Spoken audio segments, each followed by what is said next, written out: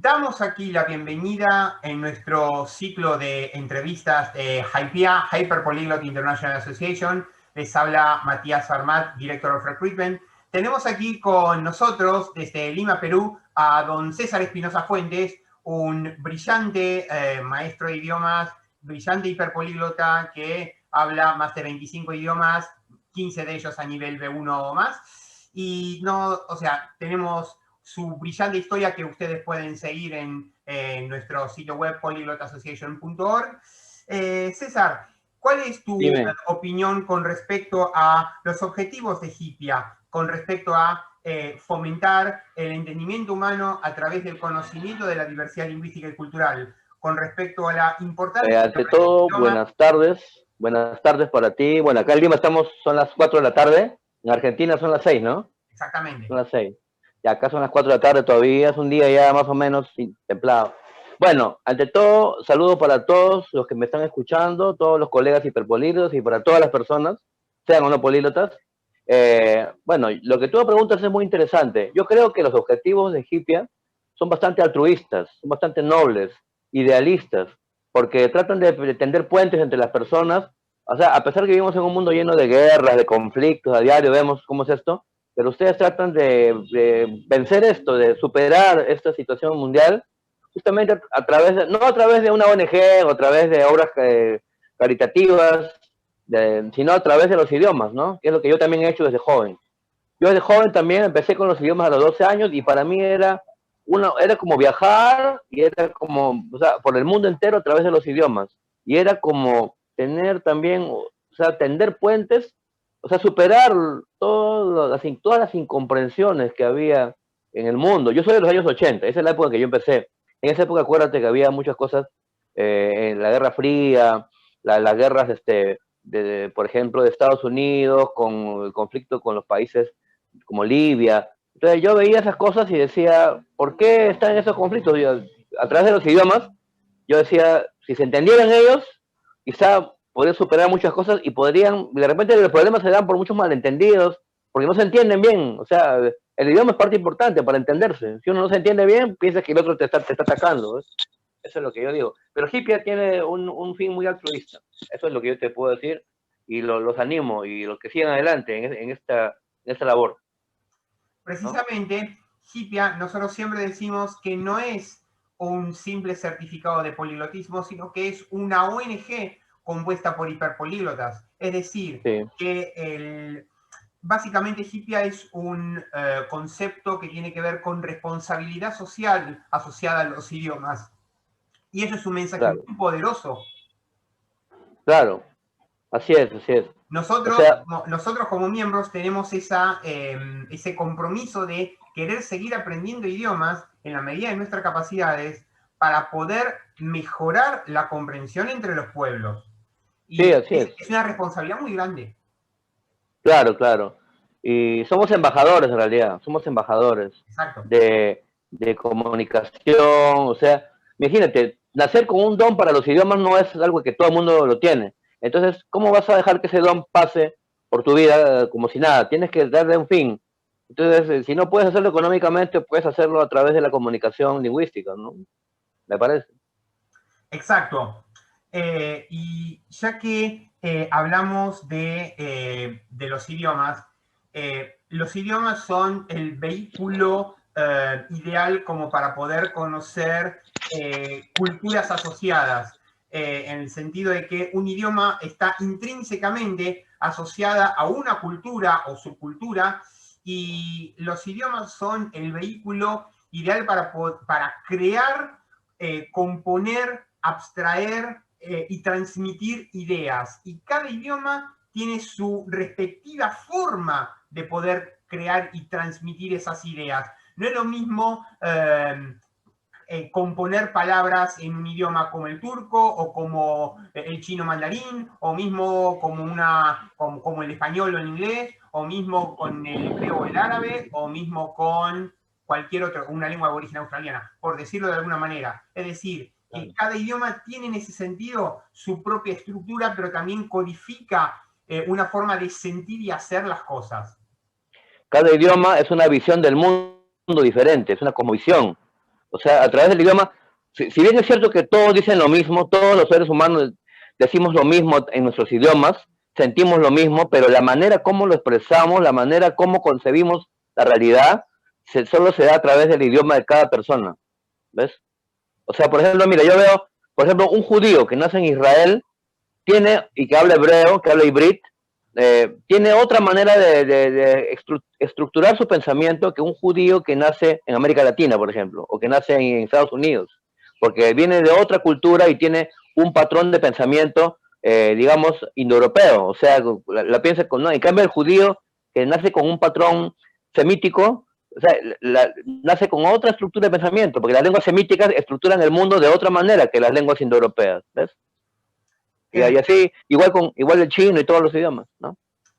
De hecho, por ejemplo, nosotros sabemos que el chino, al ser un idioma con partículas, como Sí. cada partícula es un lexema y es un morfema, es decir, que cada sílaba es una palabra en sí misma, técnicamente hablando, dos o más sílabas para hacer una palabra compuesta, o sea, técnicamente casi cualquier palabra de dos sílabas es un compuesto. Sí, claro, claro. Pero, Y de hecho que sí, ¿no? pero, Sí, es como tú dices. pero de repente en otras lenguas, ya que hablabas de las lenguas semitas, en otras lenguas como el hebreo o el árabe, de repente tenemos el concepto de esencia y el concepto de raíz, en donde, Claro. donde dos de las tres consonantes forman a su vez palabras de biliteral dentro del triliteral. Yo siempre pongo Claro. ese ejemplo, en hebreo, que mi palabra favorita es izdamnut, que significa oportunidad. Dentro de la Ajá. palabra izdamnut contiene la palabra zman, que es tiempo. Es decir, en Tiempo, la cultura hebrea, tiempo. para poder tener una nueva oportunidad, significa aprovechar el tiempo que te queda disponible. Ah, claro, ¿ves? O Bueno, sea, en otros para idiomas construir un concepto en el idioma, en cada idioma lo forman de acuerdo a su lógica, a sus palabras, ¿ves? Esa lógica no la podríamos tener un buen chino, y tampoco tenerla en finlandés, ni en faroés, en ninguna lengua indoeuropea, ¿ves? O sea, ahí es lo que te digo. exacto. Cada idioma, ¿no? Es un universo cada idioma. Es tan Totalmente, rico. es una cosmovisión, es un mundo aparte. Y Sí, precisamente una de las cosas que yo he leído de tu entrevista y una de las cosas que nosotros sabemos muy bien de vos es que cualquiera que aprende, o sea, que en tu historia con los idiomas de alguna manera hace de que uno adopte diferentes personalidades asociadas a cada idioma, a veces un poco sí, más childish o un poco más aniñado, o a veces un poco más sí, serio, o a veces un sí. poco más in between, en el medio. ¿Qué quiero ¿Ah? decir?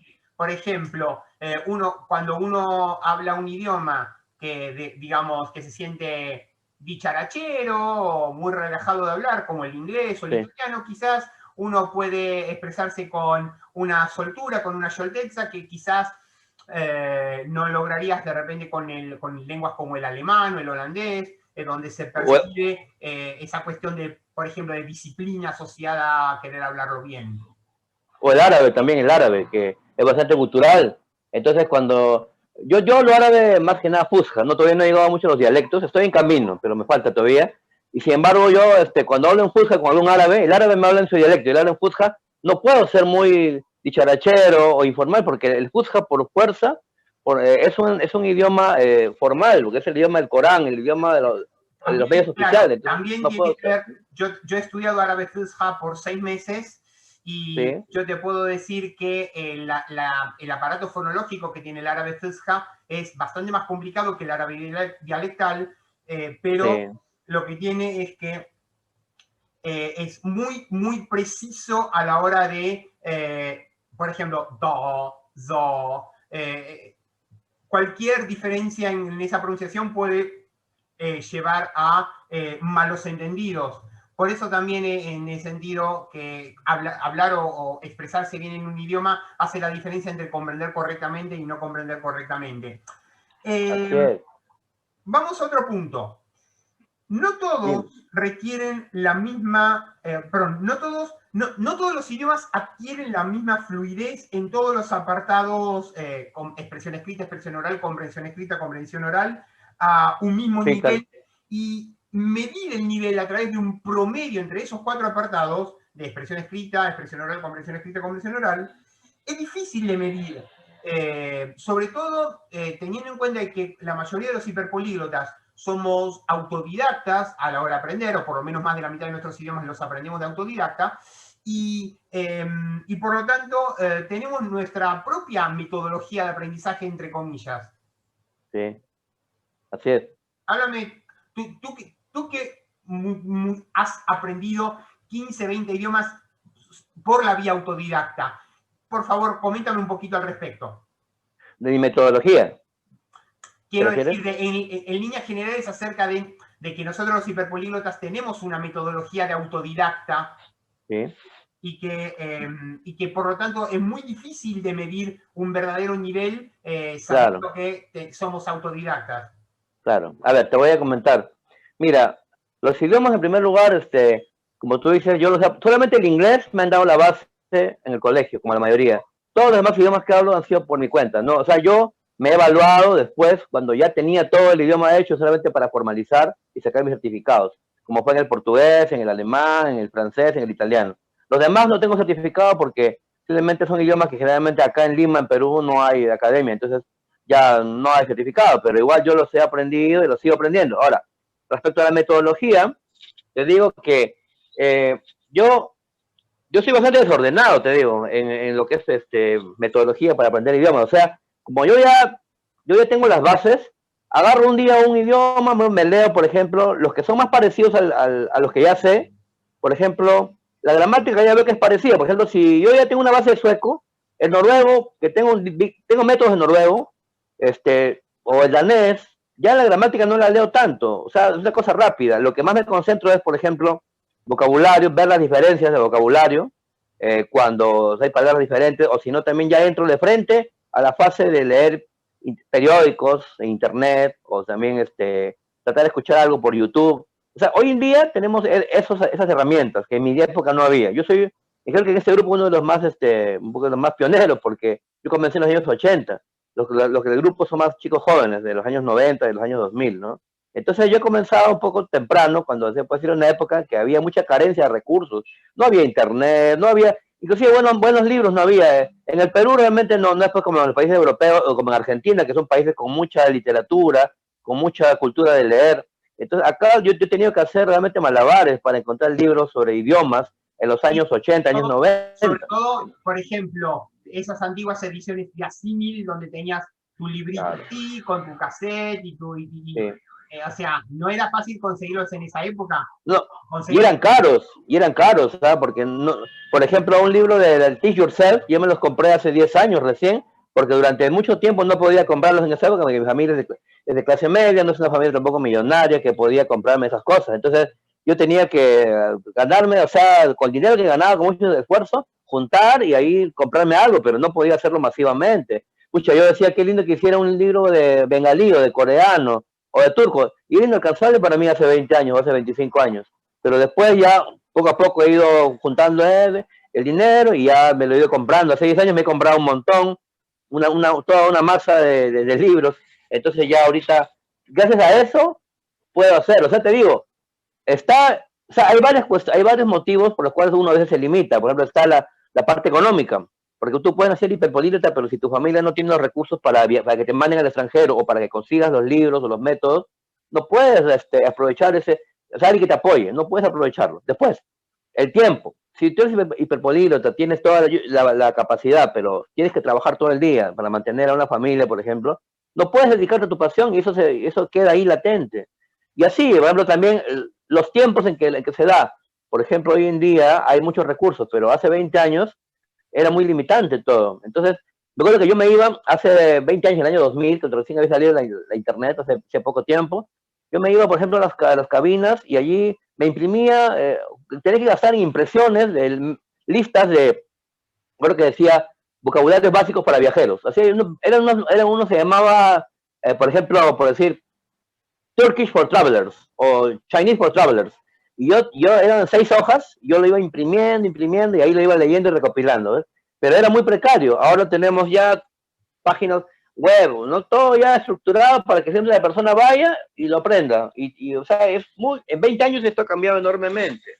O sea, los políglotas de hoy en día realmente están en una etapa muy privilegiada y que tienen que aprovechar este momento, Claro, que no se daba hace 20 de años, 30 hecho, años, ¿no?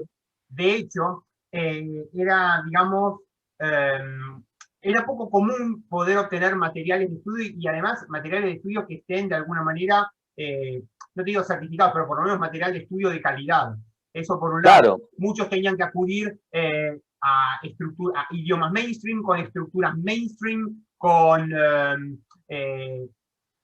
programas de estudio mainstream, y no siempre son tan efectivos como estudiar de manera autodidacta. Es un camino completamente diferente. Aparte, claro. cuando uno, digamos, estudia de manera autodidacta, en parte por necesidad, pero también en parte por los materiales que uno puede, digamos, acceder a la mano. Es decir, básicamente nosotros, los hiperpolíglotas, más allá de qué metodología tengamos, en esencia hay dos procesos que nosotros hacemos en la cabeza. Uno es la decodificación gramatical y dos es la memorización de cientos, por no decir de miles, de vocablos, miles de palabras de Sí, vocabulario. Entonces, claro, una vez que uno aprende esa gramática y uno, a medida que uno incorpora ese vocabulario de un determinado idioma o de un grupo de determinados idiomas, empezamos nosotros entonces a asociar múltiples raíces de palabras en tiempo real, y a medida que uno va estando en contacto con ese material de estudio, que mismo puede ser tranquilamente un texto, un periódico, o mismo un chat, o lo que fuere. Por ejemplo, cuando yo aprendí catalán en el año 2002, a mí me pasó que yo aprendí catalán chateando y claro, resulta que como yo tenía un nivel de italiano intermedio y un nivel de francés A1 muy básico, ya con eso era una suficiente base como para decir, ok, temps es igual al francés, finestra es igual al italiano, y esto es igual al francés, esto es claro. igual al italiano, entonces generé mi vocabulario de catalán. De la misma manera Pero, que te ha ocurrido de repente teniendo, por ejemplo, sueco y danés, ok, noruego Bokmål lo pude construir enseguida. claro. O mismo con inglés y alemán, ok, Netherlands o holandés lo puede construir enseguida. De la misma manera con cualquier idioma de la misma familia. Pero el tema es la importancia de por lo menos tener algún recurso como para poder aprender el idioma y en caso de no tenerlo, ingeniárselas con lo que tenemos y poder tener una adecuada metodología para poder aprenderlo de manera autodidacta.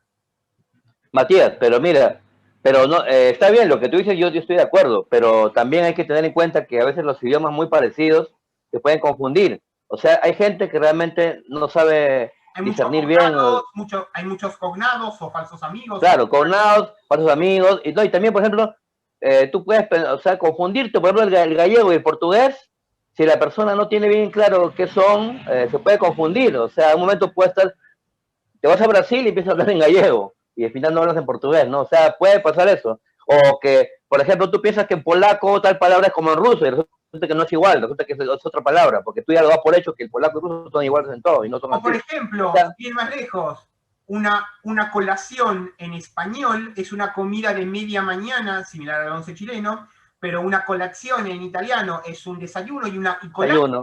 colache en polaco es una cena. Claro, claro. No, Por y decir así, un mira, ejemplo.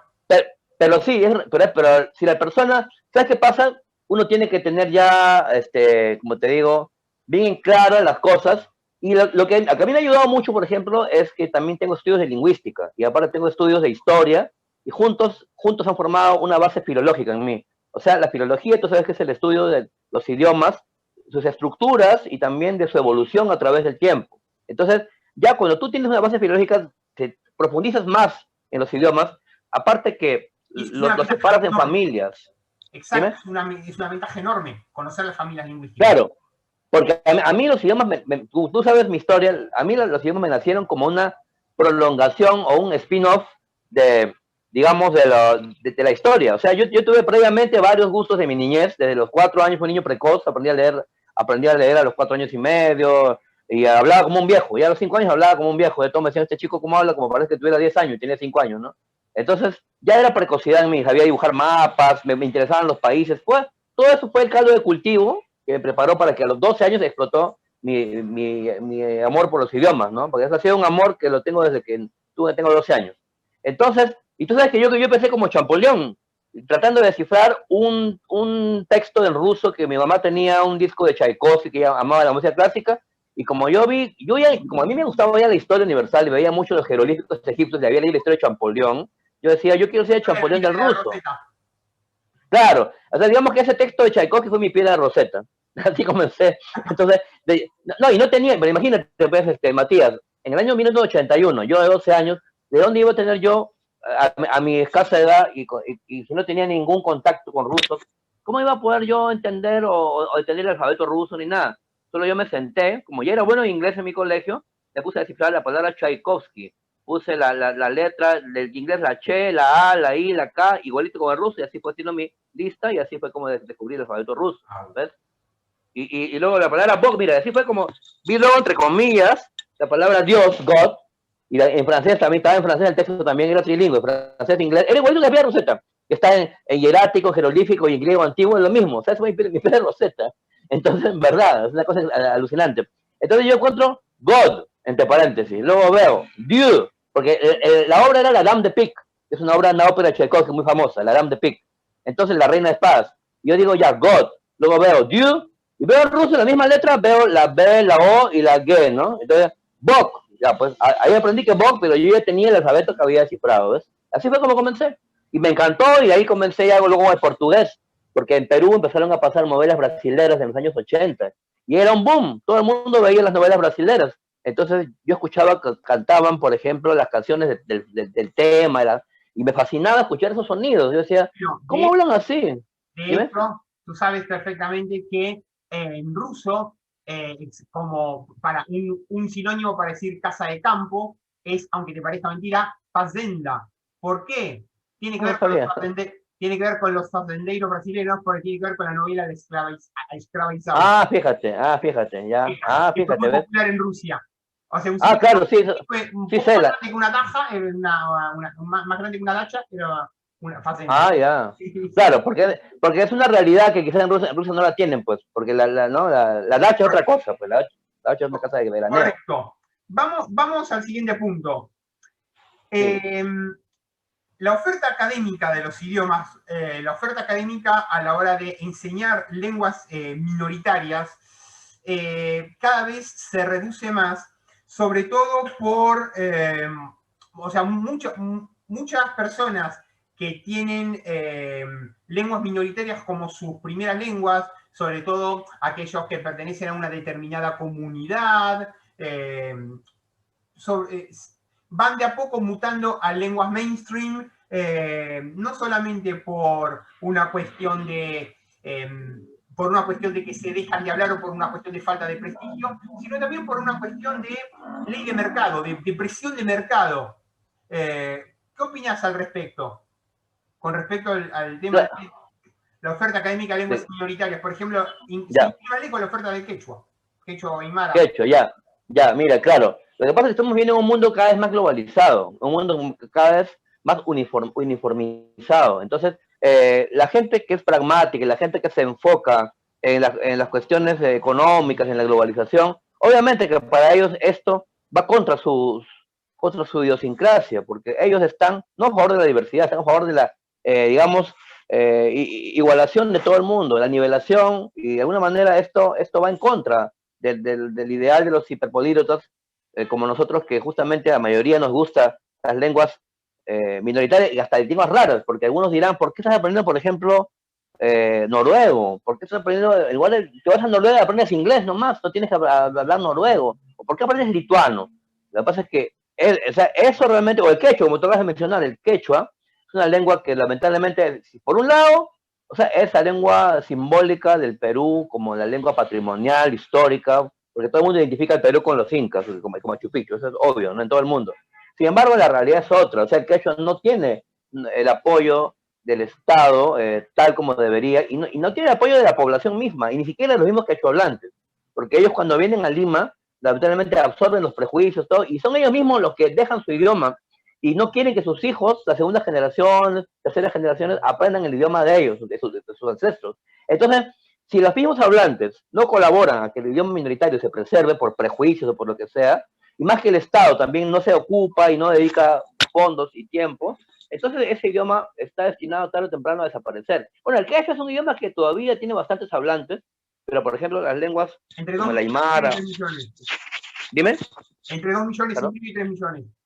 claro, y eso, el quechua también, el problema que también tiene el quechua es que es una lengua no estandarizada, porque dicen quechua, pero hay quechua el cusqueño, hay quechua yacuchano, hay quechua el huancaíno, cajamarquino, Va y no desde, se ponen va de desde- acuerdo.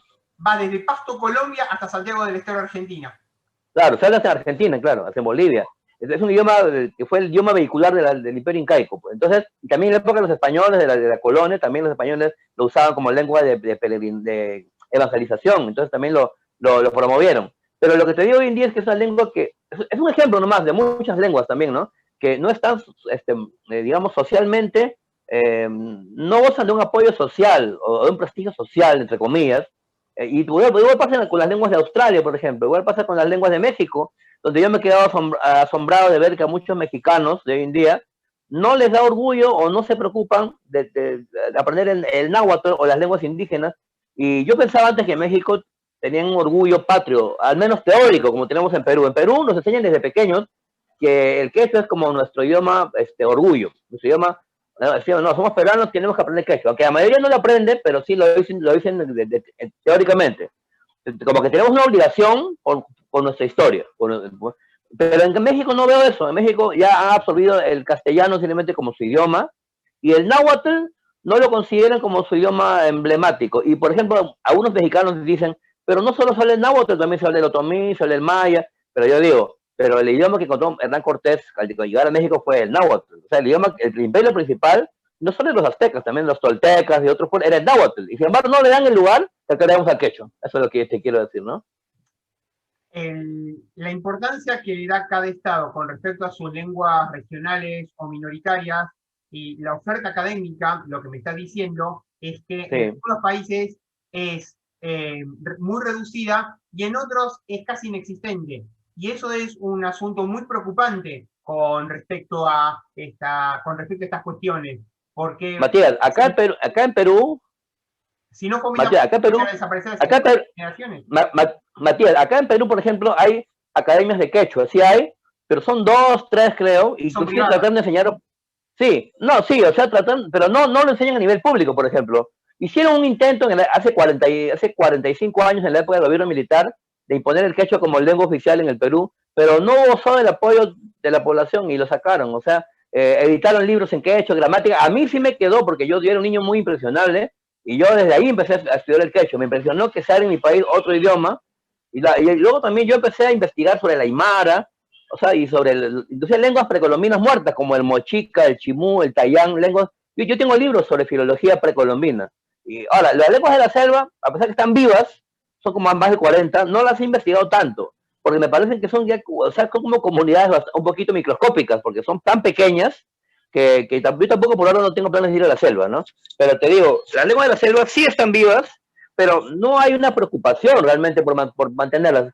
Son, por ejemplo, el shipibo, el cocama, el jaracambut, son lenguas que, el bora, son lenguas que solamente, por ejemplo, no hay institutos en Lima para que la gente los aprenda, o lo aprenderá el que tiene familia de esas tribus que son muy pequeñas, muy minoritarias.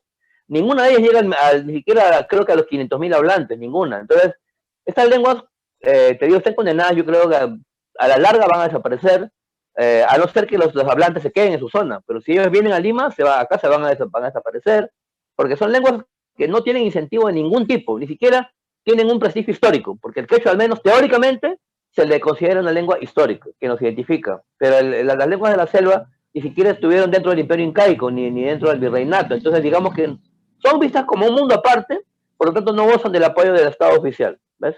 Entonces, yo No. creo que es difícil, ¿no? Entiendo. Eh, Vamos al siguiente punto. Nosotros sabemos, por ejemplo, que las lenguas indoeuropeas mayoritariamente son sujeto-verbo-objeto, que son de tipo fusionante y que mayoritariamente que son o bien primero adjetivo, luego sustantivo, o bien el orden nominal al revés, Flexivas, como flexivas. en inglés, o por Son, ejemplo, son flexivas. o, por ejemplo, en alemán que tenemos un orden B2 germánico, que es parcialmente sujeto verbo objeto, pero cuando hay dos o más verbos, el primer verbo en segundo lugar y el resto al final. O de repente tenemos lenguas como el turco, el quechua o el náhuatl, que son propiamente sujeto objeto verbo.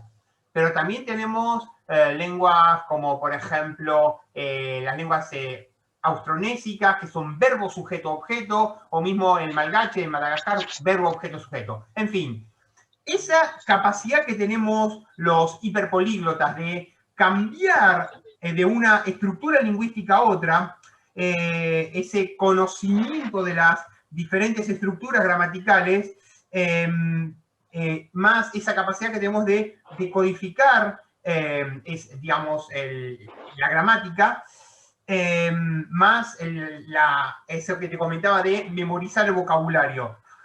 Pero así como tenemos ese approach, esa aproximación desde el punto de vista matemático, esa matemática interna que hacemos en la cabeza para incorporar esa estructura lo más rápido que puede, de la manera más correcta posible, y ese amor que tenemos por querer comunicarnos en el idioma del otro, a como dé lugar, no matter what, también hay otras personas que tienen un approach, una forma de aprender idiomas mucho más natural. Muchos dicen que los idiomas no es solamente estudiar, estudiar, estudiar, sino también es comer, beber, danzar y hasta hacer el amor con el idioma, poder sentir el idioma, claro, que tiene que ver con formar parte activa de una comunidad lingüística. Ya, claro. ¿Qué opinas al respecto? Ya, yo pienso que sí, o sea, mira, por ejemplo, si tú aprendes un idioma o sea, yo pienso que primero, yo como un hiperpolíglota que ha estudiado varios idiomas, yo te puedo decir que para mí lo primero es tener una base teórica, o sea, una base que sea somera de la gramática y de las palabras básicas, porque yo no creo en esas personas que me dicen, bueno, vino un turista de otro país, un alemán suponiendo, y me dice, he aprendido en la calle a hablar el español, pero yo digo en la calle, ¿cómo vas a aprender a hablar un idioma, a conjugar los verbos irregulares, todo en la calle? O sea, yo creo que, y a veces lo escucho que hablan, pero hablan solamente cosas para comunicarse, lo básico, pero con muchos defectos en su gramática, hacia su pronunciación, porque no les han depurado, no han seguido un entrenamiento realmente formal. O sea, yo pienso que para hablar bien un idioma tienes que tener una base primero, no tan profunda tampoco, porque si no, o sea, hoy día ya no es necesario, como se pensaba hace 40 años, que el idioma tienes que aprender toda la gramática y luego ya después lo practicas. No, yo pienso que mi método, cuando yo enseño idiomas, porque yo soy profesor de idiomas, o yo enseño idiomas de clases particulares, mi método es primero darle solamente primero la base, o sea, cómo se pronuncian las palabras. Ya, palabras ya pronunciamos, ejercicio. ¿Cómo se hace? Vocabulario básico, lo que emplea en el día a día. Y números, ¿no? Pronombres, todo lo que, demostrativos, todo eso, ¿no? Luego, reglas básicas de la gramática, ¿no? El adjetivo en qué lugar va, o el verbo en qué lugar va, ya, para armar oraciones, el esqueleto del idioma. Y ahí empezar a hablarlo ya, aunque te falte mucho, pero empieza a hablar. Y yo, por ejemplo, yo cuando hago conversación con mis alumnos, yo les digo, ya, a ver, empieza a hablarme. Entonces el otro, uy, pero me falta tal palabra, ya, yo te la digo. Tú hablas nomás y si te falta, yo te la digo. Entonces yo le digo la palabra, o él se expresa de una manera y le digo, no, así no te expreses, exprésate de esta manera. Pero ya él empieza a lanzarse, porque si no, nunca. O sea, yo pienso que sí, o sea, hay que tener una base primero. No, yo no creo en las personas que dicen que ya aprendí en la calle. Porque, a ver, ¿cómo aprendes chino en la calle? A ver, ¿cómo te vas ahorita a Hong Kong sin una base en nada y vas a aprender chino? O sea, ¿cómo vas a ni los tonos? No, para mí eso, no sé, es difícilmente creíble. Hay que tener una base, una introducción al idioma, y luego ya puedes en la calle, sí, ya agarrar cancha, y ahí empiezas a profundizar, y claro, te ayuda mucho, porque tampoco te vas a quedar solamente con los libros y con los cassettes, porque si no, no vas a salir de esa fase. Tú tienes que ya, una vez que tienes la base, tratar de vivenciarlo, como tú decías, o sea, ya el método vivencial que yo he aplicado con muchos de mis alumnos, es un método en que tú, por ejemplo, yo me voy con ellos a un café, me voy a Starbucks, y todo le digo, oye, vamos a llamar al mozo para que nos traiga el café, tal cosa, pide la cuenta, pero todo le digo en el idioma que estamos aprendiendo, ¿ves? Igualito, vamos a una panadería, vamos a una tienda, hablamos una hora, todo el rato que estamos acá, hablamos en este idioma, no hablamos en castellano, y así. Entonces, él empieza a relacionar, por ejemplo, pan con la palabra hlieb, que es ruso, o con la palabra lehem, si es hebreo, ¿no? O sea, ya empieza la persona a hilvanar inversión. realidades con lexemas, Sí, realidades. eso es inversión lingüística. Sí, claro, pero la inmersión yo la hago solamente, me parece que es posible una vez que tienes una base, porque si no va a ser mucho más trabajoso y él no va a aprender bien. O sea, la inmersión viene una vez que tienes la primera base. Ahí sí, apoyo lo de la inmersión, apoyo lo de la inmersión y el método vivencial, la vivencia. Porque luego, como tú dices, uno puede, una vez, yo siempre digo, una vez que tú ya estás en el idioma y puedes hasta pelearte con una persona y sentirte hasta ofendido cuando te han dicho algo, ya quiere decir que dominas el idioma porque lo tienes tan incorporado que si te dice una palabra, un palabrón, tú ya sabes lo que quiere decir. En cambio, cuando tú todavía no sabes nada, o sea, ¿no? Ahora si un ruso te dice Durak, y Durak, ya, tú entiendes, uy, y me siento ofendido porque me dijo Durak, entonces quiere decir que yo ya sé bastante ruso. Pero si yo no siento el idioma, no lo siento a nivel de vivencia, a nivel emocional, entonces yo te puedo decir que el idioma todavía no lo he incorporado. ¿Ves? Esa es mi opinión. Bien, vamos, nos quedan 3 preguntas. Nosotros sabemos perfectamente que hay 4 factores de destrucción de idiomas y culturas. Conquista territorial, intereses económicos, imposición religiosa e industria cultural. Eso lo vemos no solamente con lo que pasó en su momento con el latín o con el quechua en la cultura incaica o mismo con las lenguas modernas hoy en día. El por qué de repente existen lenguas mayoritarias y lenguas minoritarias, básicamente hay esos 4 factores hacen que de alguna manera las lenguas y culturas minoritarias se condicionen.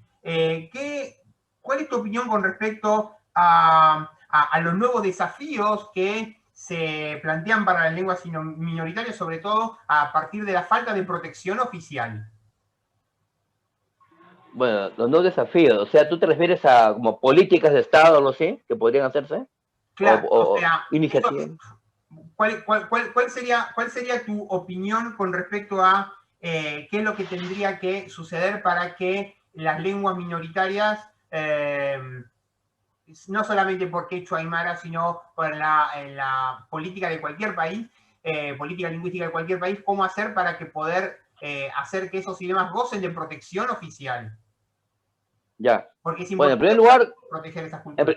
en primer lugar, la población tiene que involucrarse, la población. O sea, en primer lugar, los mismos hablantes de esas lenguas. Si esos hablantes no van a apoyar a sus propias lenguas, ya sea quechua, aymara, náhuatl, maya o australiano, cualquiera que sea el caso, esas lenguas lamentablemente están condenadas a desaparecer. O sea, ese patrimonio tan rico que tienen, porque esas lenguas son herederas de patrimonios milenarios. Y lamentablemente la gente no lo valora porque estamos en un mundo donde se han impuesto, como decir, un jet set de lenguas, como decir, las lenguas exclusivas del mundo, que ya se están arrinconando a las demás. Entonces, si eso no cambia, estas lenguas van a estar condenadas a la desaparición. En primer lugar, la gente misma. En segundo lugar, la gente del país que no es hablante de esas lenguas, pero que como yo, que yo no soy hablante nativo de quechua, pero que desde pequeño, por mi sensibilidad y por mi curiosidad, aprendí esta lengua a los 16 años al menos en mi caso yo la he preservado, siendo que en mi familia nadie habla quechua, no tengo raíces quechua-hablantes. Sin embargo, digamos que nunca he sido un activista tampoco, nunca me he metido en movimientos de activistas para el quechua, tampoco no he llegado a ese extremo, pero sí, digamos que yo pienso que si hubiera más gente como yo que se preocupara, por ejemplo, por esta lengua, habría más garantía que sobrevivirían, ¿no? Pero lamentablemente eso no sucede. La gente está llena de prejuicios, de negligencias, o sea, la gente solamente vive su momento y lamentablemente no comparten esa preocupación. Y no solo te digo por el quechua, te lo digo de todo el mundo. Por ejemplo, en Europa hay lenguas minoritarias, tú sabes, la lengua, por ejemplo, el aranés, que sale en el Valle de Arán, ¿no? En Francia, las lenguas bretón, el provenzal, el occitano, que están cada día más desapareciendo porque el Estado francés centraliza mucho. Entonces, lamentablemente, si estos jóvenes, esta gente no apoya, no sigue apoyando, el día que ellos dejen de apoyar, se puede realmente terminar todo para ellos, ¿ves? Entonces tiene que ser primero ellos, los hablantes, luego la gente y luego el gobierno. Son 3 fases que tiene que haber para que estas lenguas se mantengan y no desaparezcan y no se extingan, ¿no? Tal cual. Bien, anteúltima pregunta. Con respecto al aprendizaje de idiomas de nosotros los hiperpolíglotas, ¿capacidad innata o producto Sí, del dime. entrenamiento? ¿Aló? ¿Me puedes repetir la pregunta, Matías? Con respecto a nuestra capacidad de aprendizaje de idiomas, ¿capacidad innata nuestra o producto del entrenamiento? Mira, es difícil esa respuesta, porque hasta ahorita ha habido estudios que se han hecho, y no, Babel No More, varios estudios que he visto que han hecho, y no está muy claro si el cerebro del hiperpolíglota nace o se hace, ¿no?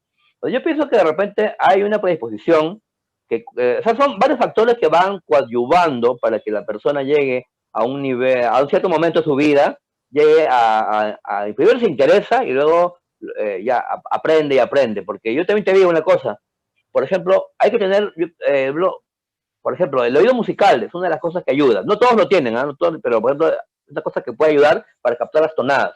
Yo, por ejemplo, yo cuando aprendí idiomas, y siempre cuando he aprendido con los acentos. Porque hay gente que habla, por ejemplo, portugués o habla cualquier idioma, alemán o ruso o chino, pero no tienen, o sea, no captan los acentos, lo hablan con su acento como ellos hablan, ¿no?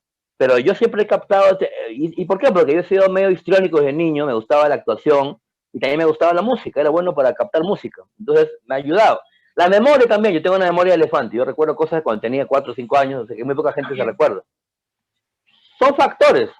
Ahora, también hay, ya, aparte de eso, está ya las cuestiones ya, digamos, los incentivos ambientales, ¿no? Si tu familia no te incentivan o te ayudan o te apoyan. O sea, son varias cosas, pero claro, la base, yo pienso que así tiene que haber una base. No estoy muy seguro si el cerebro es diferente de un políglota, ¿no? Pero sí creo que hay ciertas cosas que captan más que otros, ¿no? Y esto, por ejemplo, una vez que la persona, o sea, una vez que tienes esa base y que se dan las circunstancias en tu vida para que esto fructifique, ya, o sea, eso, ¡pum!, como una planta, germina.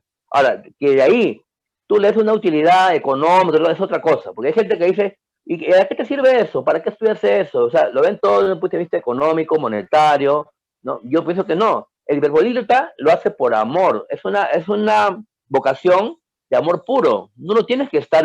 Yo no aprendo, por ejemplo, rumano para que me aplaudan ni para ganar, hacerme millonario a costa del rumano. Yo aprendo porque me encanta cómo suena ese idioma y me encanta leer esa cultura y me encanta conocer gente de esa cultura y punto.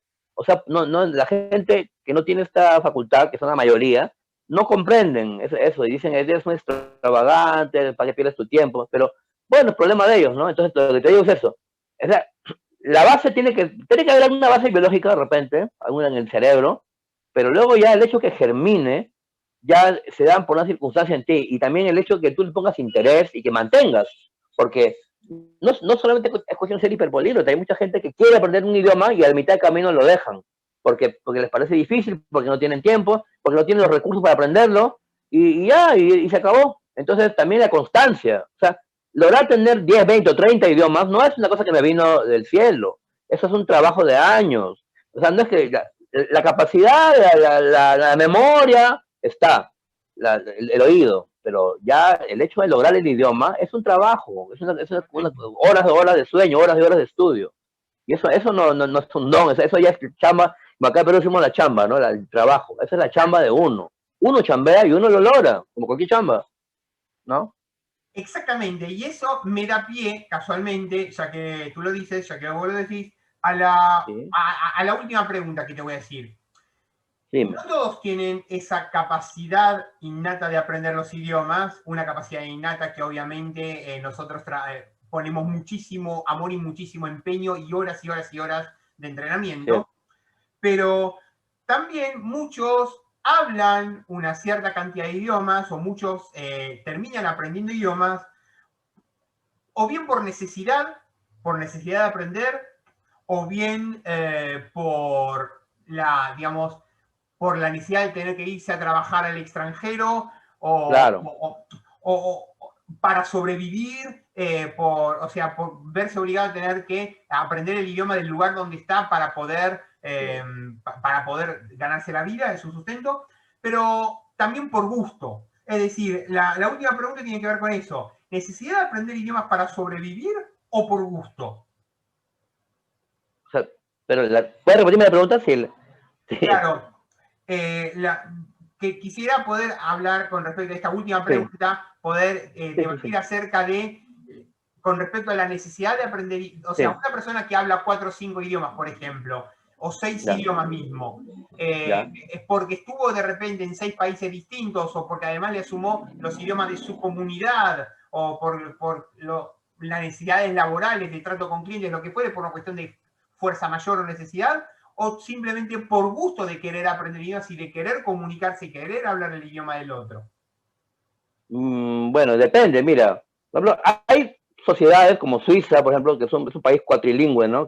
Hay sociedades donde tienes que hablar varios idiomas porque estás inmerso en una sociedad, claro, como Suiza, ¿no? Y hay otros ejemplos en Bélgica, bueno, hay otros más, ¿no? Pero, por ejemplo, si estás en un país, en una zona, un país monolingüe, donde la gente es monolingüe, América Latina, o como, por ejemplo, Estados Unidos, entonces, las personas que, si tú eres un americano, o un peruano, o un argentino, que habla varios idiomas, entonces tú puedes preguntarte si realmente, o sea, si él no ha trabajado, si él no lo ha hecho por un motivo de fuerza mayor, entonces sí realmente cabe la posibilidad que esta persona lo ha hecho por una pasión, pero, o sea, los casos varían, ¿no? O sea, no puedes juzgar de una misma manera a todos los casos.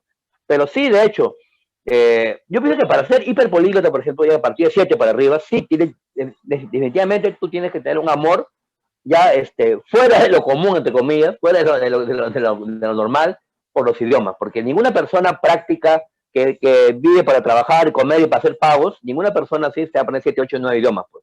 O sea, y no creas que yo tampoco me la paso, por ejemplo, en mi caso, ni tampoco creo que muchos de los chicos que conocemos del grupo, no creo que ninguno estemos viviendo para aprender idiomas todo el día y que estamos tirados en la cama todo el día. No, o sea, tenemos que sustentarnos, tenemos que ver nuestro sustento diario, pero igual, no tiramos la toalla, igual seguimos con nuestra pasión, pase lo que pase, ¿ves? O sea, porque ya es una pasión intensa, es como una adicción ya, ¿no? En cambio, la gente que aprende hasta 5 o 6 idiomas, también es poco común, pero ya tú puedes, o sea, son personas ante todo ya bastante inteligentes, porque captan, el hecho de que capten ya 4 o 5, ya te da bastante idea que esta persona tiene una gran capacidad. Ahora, que lo hagan por una motivación práctica o una motivación sentimental o de una vocación, depende, pues depende. Bro, si son ya de un medio, como te dije, en Suiza, esto es obvio. Yo tengo un amigo que es suizo, mira, él habla suizo,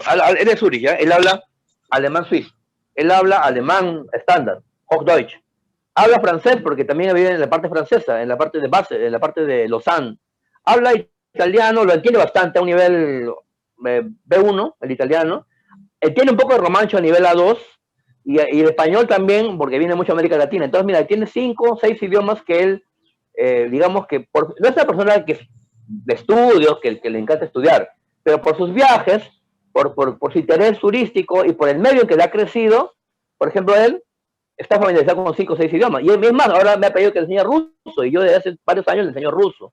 Entonces ya está sumando el ruso a los idiomas porque empieza a irse a Rusia. O sea, pero él lo hace por un afán más que nada, más que por trabajar, lo hace por viajar, ¿ves? Entonces él comprende, como suizo que es, que el mundo no es monolingüe, como muchos americanos, por ejemplo, creen que el mundo es monolingüe. No, el mundo no es monolingüe. Esa conciencia de ser ciudadano del mundo. Claro, y que en el mundo hay otros idiomas. Y que en el mundo hay otros idiomas, porque la gente que es monolingüe tiende a pensar como que el mundo habla su idioma. Por ejemplo, acá en Perú, hasta hace unos 30 años, como solamente llegaban, por ejemplo, novelas mexicanas o argentinas, o si no, nos llegaban películas norteamericanas, pero nos llegaban dobladas al castellano, o las brasileñas también dobladas al castellano, la gente pensaba que, que el mundo era monolingüe, que todo el mundo habla castellano.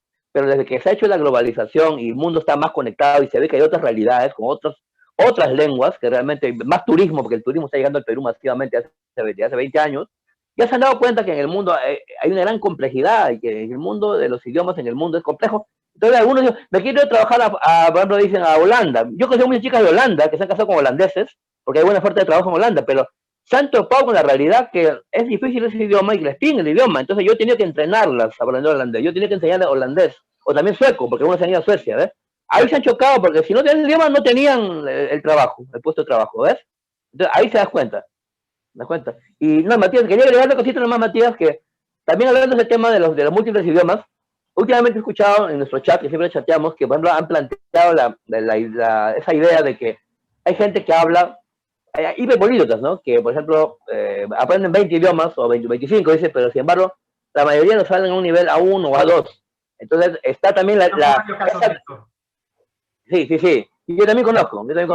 Pero te digo, nuestro debate el otro día, hace 2 días creo, era de si esas personas cabe considerarlas también como hiperbolígrafas, porque si tienes 30, pero de A1 o de A2, no sé si es, o sea, sabes unas pocas palabras y unas cuantas expresiones, no sé, porque el debate está abierto, si son o no son, o hiperbolígrafos, porque si tienes puro A1 y solamente tienes unos 3, ¿no? ¿No? ¿Tú qué piensas? Mínimo 6 idiomas, nivel B2 o 7. B2 o C, claro, con fluidez y todo. O sea, estructural, porque si Nosotros nos no, preocupamos por la fluidez. claro, porque si tú no hablas el idioma fluidamente, entonces, ¿cómo puedes decir que lo hablas? Una cosa es que lo estés familiarizado, has leído algo, pero fluidamente, bueno, yo ahorita el turco estoy dándole últimamente, me estoy metiendo mucho en el turco, pero yo todavía no estoy dime, İnan mı dime. diyorum? Increíble. Nasılsın arkadaş? İyiyim. Türkçe konuşmak seviyorum şimdi. En azından ¿Entiendes? tabii konuşma yapabilirim. César, para mí ha sido un placer enorme poder compartir contigo de Hiperpolíglota a Hiperpolíglota. Muchas gracias. Y nos vemos para la próxima entrevista. Yo soy Matías Barmat, Director of Recruitment para HYPIA, Hyperpolyglot International Association. Y bueno, y para mí ha sido un honor enorme poder compartir con César Espinosa Fuente de Lima, Perú. Y será hasta la próxima, pues será un placer.